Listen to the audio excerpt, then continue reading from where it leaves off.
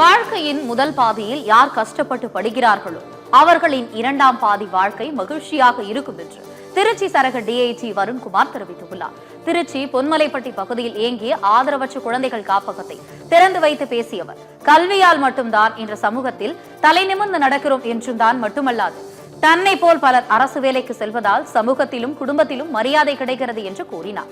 தவறான வழியில் பணத்தை சம்பாதிக்க கூடாது என்றும் அவர் தெரிவித்தார். பழமொழி சொல்லுவாங்க, இங்கிலீஷ்ல இருக்கு, நான் தப்புல சொல்றத.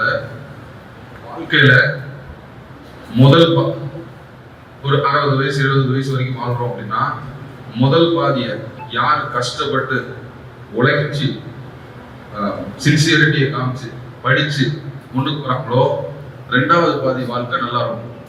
முதல் பாதி வாழ்க்கைய யார் ஒருத்தர் சோம்பேறியா ஒண்ணுமே பண்ணாம எந்த திறமையும் வெளிப்படுத்தாம இருக்காங்களோ, அவங்களுக்கு ரெண்டாவது பாதி வாழ்க்கை ரொம்ப கஷ்டமாயிருக்கும்.